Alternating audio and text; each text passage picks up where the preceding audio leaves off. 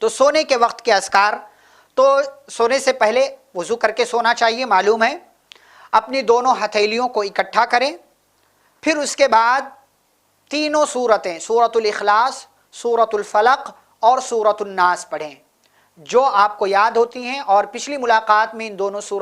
تینوں سورتوں کے حوالے سے بات بیان کی گئی، ترجمہ بتایا گیا، پڑھ کر بتایا گیا۔ تو پہلے ہتھیلیوں کو اکٹھا کریں، پھر ان تینوں سورتوں کو پڑھیں اور پڑھ کر ان پر پھونک ماریں، پھر سر پر، چہرے پر اور جسم کے سامنے سے شروع کرتے ہوئے جہاں تک بدن کے حصے پر آپ اپنا ہاتھ پہنچا سکتے ہیں وہاں تک پہنچا کر اپنا ہاتھ جسم پر پھیر لیں، ٹھیک ہے؟ اس طرح سے 3 مرتبہ کریں، اس طرح سے 3 مرتبہ کریں، اور پھر اس کے بعد آیت الکرسی پڑھیں۔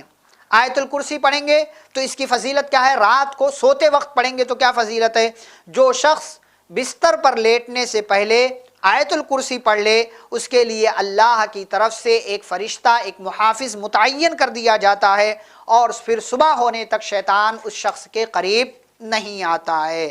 ٹھیک ہے؟ پھر اس کے بعد ہمیں سورۃ البقرہ کی آخری 2 آیتیں پڑھنا ہے۔ آمن الرسول بما انزل الیہ من ربہ والمؤمنون کل آمن باللہ وملائکتہ وکتبہ ورسلہ لا نفرق بین احد من رسلہ وقالوا سمعنا واطعنا غفرانک ربنا والیک المصیر لا يكلف الله نفسا الا وسعها لها ما كسبت وعليها ما اكتسبت ربنا لا تؤاخذنا ان نسينا او اخطانا ربنا ولا تحمل علينا إصرا كما حملته على الذين من قبلنا ربنا ولا تحملنا ما لا طاقة لنا به واعف عنا واغفر لنا وارحمنا انت مولانا فانصرنا على القوم الكافرین۔ یہ سورۃ البقرہ کی آخری 2 آیتیں ہیں۔ کیا مطلب ہے اس کا؟ نبی صلی اللہ علیہ وسلم اس ہدایت پر ایمان لائے ہیں جو ان کے رب کی طرف سے ان پر نازل کی گئی، اور تمام مومن بھی ایمان لائے ہیں، سب اللہ پر، اس کے فرشتوں اور اس کی، یعنی تمام مومن بھی، سب کے سب مومن اللہ پر، اس کے فرشتوں، اس کی کتابوں، اس کے رسولوں پر ایمان لائیں، اور وہ یہ کہتے ہیں کہ ہم اس کے رسولوں میں سے کسی ایک میں بھی فرق نہیں کرتے، اور یہ بھی کہتے ہیں کہ ہم نے حکم سنا اور ہم نے اطاعت کی، اے ہمارے رب ہم تیری بخشش چاہتے ہیں اور ہمیں تیری ہی طرف لوٹ کر آنا ہے۔ پھر اس کے بعد اللہ کسی کو اس کی برداشت سے بڑھ کر تکلیف نہیں دیتا، کسی شخص نے جو نیکی کمائی اس کا پھل بھی اسی کے لیے ہے، اور جو اس نے برائی کی اس کا انجام، اس کا وبال بھی اسی کے اوپر ہے۔ اے ہمارے رب اگر ہم سے بھول چوک ہو جائے تو ہماری پکڑ نہ کر، اے ہمارے رب ہم پر ایسا بوجھ نہ ڈال جو تو نے ہم سے پہلے لوگوں پر ڈالا تھا، اے ہمارے رب جو بوجھ کو اٹھانے کی ہم میں طاقت نہیں وہ ہم سے نہ اٹھوا،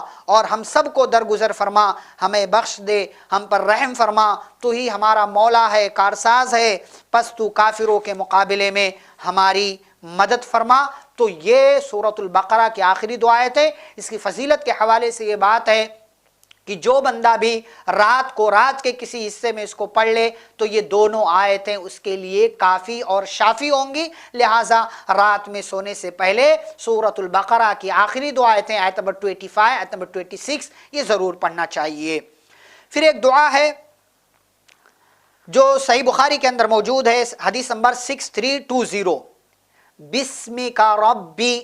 وضعت جنبی وبک ارفعہ فإن أمسكت نفسي فارحمها وإن أرسلتها فاحفظها بما تحفظ به عبادك الصالحين۔ بسمك ربي وضعت جنبي وبك أرفعه فإن أمسكت نفسي فارحمها وإن أرسلتها فاحفظها بما تحفظ به عبادك الصالحين۔ اے میرے رب میں نے تیرے نام کے ساتھ اپنا پہلو بستر پر رکھا، یعنی اپنی کروٹ جو ہے وہ بستر پر رکھا، اور تیرے نام کے ساتھ ہی اسے اٹھاؤں گا، لہٰذا اگر تو میری روح روک لے تو اس پر رحم کرنا، اور اگر تو اسے چھوڑ دے تو اس کی ایسی ہی حفاظت کرنا جیسے تو اپنے نیک بندوں کی حفاظت فرماتا ہے۔ بڑی پیاری سی دعا ہے۔ ہم سونے کی حالت میں مختلف پوزیشن میں، مختلف کیفیت میں چلے جاتے ہیں، اور کبھی کبھار ایسا ہوتا ہے کہ ایک بندہ سویا ہے، صبح کو اٹھ نہیں پاتا ہے، لہٰذا اس دعا کے اندر ہم یہ کہتے ہیں کہ اللہ اگر تو سونے کی حالت میں ہی ہماری روح کو پکڑ لے، یعنی ہماری روح کو نکال دے، تو ایسی صورت میں ہم پر رحم فرمانا، اور اگر ہم نیند سے بیدار ہوتے ہیں تو اس کی حفاظت فرما، یعنی دنیا کے جھمیلوں میں یہ نہ پڑ جائے، بلکہ اس کی ایسے ہی حفاظت کرنا جیسے تو اپنے نیک بندوں کی حفاظت کرتا ہے۔ پھر اس کے بعد ایک اور دعا ہے جو چھوٹی سی دعا ہے، وہ سنن ترمذی کے اندر موجود ہے، حدیث نمبر 3398، اللہم قنی عذابک یوم تبعث عبادک۔ بڑی پیاری سی دعا، اللہم قنی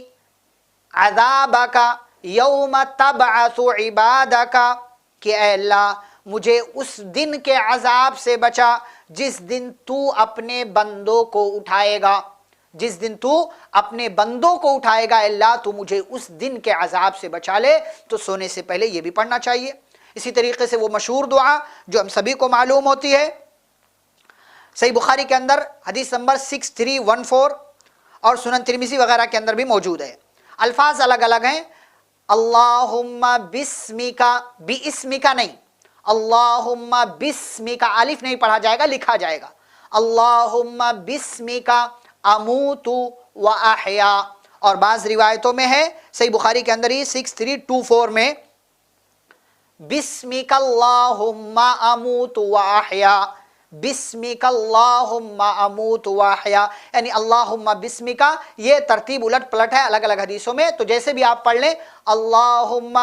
بسمکا اموت و احیا، لیکن یاد رہے کہ آپ کو بسمکا پڑھنا، باسمکا نہیں پڑھنا ہے، ٹھیک ہے؟ اس کا مطلب کیا ہے؟ اے اللہ میں تیرے نام کے ساتھ ہی مرتا اور تیرے نام کے ساتھ ہی زندہ ہوتا ہوں۔ پھر اس کے بعد وہی تسبیح فاطمہ پھر پڑھنا ہے آپ کو، جو صحیح بخاری کے اندر موجود ہے، حدیث نمبر 3705، 33 مرتبہ 33 ٹائم سبحان اللہ، 33 ٹائم الحمدللہ، اور 34 ٹائم اللہ اکبر پڑھنا چاہیے، ٹھیک ہے؟ پھر اس کے بعد آگے بڑھتے ہیں، ایک اور دعا ہے صحیح مسلم کے اندر حدیث نمبر 2715، کیا ہے؟ الحمدللہ الذی اطعمنا وسقانا وکفانا وآوانا فکم ممن لا کافی لہ ولا مووی، الحمدللہ الذی اطعمنا وسقانا وکفانا وآوانا فکم ممن لا کافی لہ ولا مووی۔ کیا مطلب ہے؟ یعنی ہر قسم کی تعریف اس اللہ کے لیے جس نے ہمیں کھلایا، جس نے ہمیں پلایا، جو ہمارے لیے کافی ہو گیا، اور جس نے ہمیں ٹھکانہ دیا رہنے کے لیے، سونے کے لیے، فَكَمْ مِمَّن لَا كَافِيَ لَهُ، ورنہ کتنے ایسے لوگ ہیں کہ جن کی نہ کوئی کفایت کرنے والا ہے اور نہ ہی کوئی ٹھکانہ دینے والا ہے انہیں۔ تو اس پر اللہ کا شکر، آپ نے پیٹ بھر لیا، پانی پی لیا، بستر پر لیٹ گئے ہیں، اور کیا چاہیے آپ کو؟